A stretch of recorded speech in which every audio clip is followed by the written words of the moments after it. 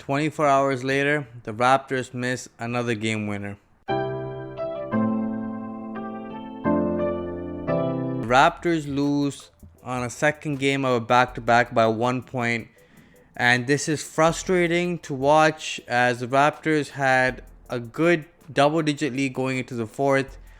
And they let it dwindle away, and they let CJ and Damian just keep chipping away. And those guys, it doesn't matter what the score is, those guys can chip away in a heartbeat. 3 balls, get into the free throw line, and ones, they can do it all. They have a wide variety of offensive moves. They're great at what they do, and they are known as one of the best backcourts in the NBA for a reason. And because of that, they just made tough shot after tough shot. Like Damian Lillard, pump fake, 1 dribble in, leaning, 3 ball. CJ McCollum, behind the back, through the legs, turnaround, fadeaway, 1-on-3, no problem. Makes the big shot to give him a lead. It's just those kind of plays. It's just like your star players make those kind of plays. And Pascal Siakam, he came up short last night against the Warriors, and he comes up short once again against the Blazers. Well, this time around, I love the shot selection. It was up close, a type of shot he was making all game long. A little push shot right after he dives into the lane, takes a little bit of a bump from Covington, but a makeable shot, in and out. And then he tries getting his own rebound, just couldn't get his hands on it as the ball gets bounced up in the air and time runs out.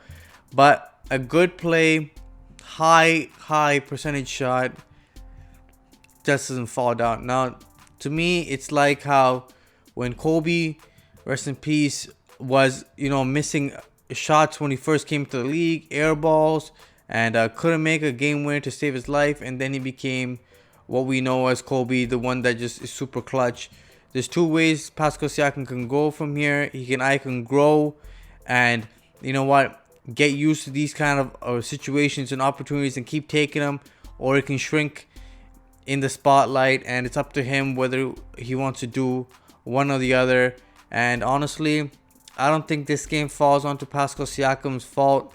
He played a great game, a career high 10 assists, a first career triple-double. He did it all tonight, and he was facilitating great tonight. That behind the back to Boucher on the baseline was nasty. That was great. A no-look pass there. But I think today's game falls on the rebounding, most likely from the center position. And I gotta say, Kyle Lowry. Kyle Lowry did not play a great second half, a good second half, below par. Because the turnovers, the missed shots, I know the Raptors offense was getting stagnant, but you're Kyle Lowry. You're the guy that's supposed to get these guys good looks. And honestly, just couldn't muster like a high percentage shot. And the deep threes, definitely not needed at those times, especially when you're shooting the ball that poorly. 5 of 17 from Kyle Lowry tonight, 4 turnovers, and just not good enough. I think Kyle Lowry had like 16 points in the first half, and I think he had 18 in the second half.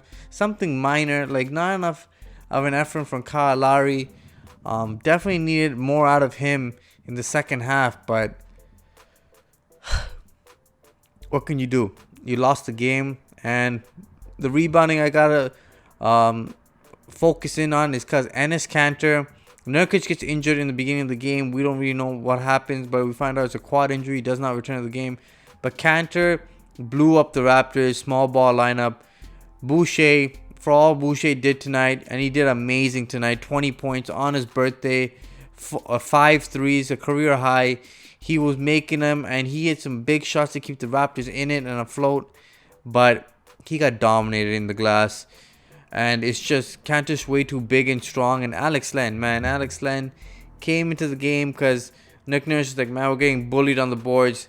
Let's get Alex Len to combat this. And man, this guy can't even box him out. He's getting bullied by a guy smaller than him. Honestly, to me, for Alex Len, if Alex Len is not rebounding, what is Alex Len giving you? He's not scoring. What is he giving you? He took a 3 today. at the top of the key, and I'm like, I don't think that's the right shot for him. And of course, he bricked it. But come on, Alex Len, you played 9 minutes. You got zeros everywhere. Not even a rebound tonight. Come on, you gotta be better than that. But yeah, it's just frustrating to watch. Some good points in this game. Fred VanVleet did a good job on Damian Lillard.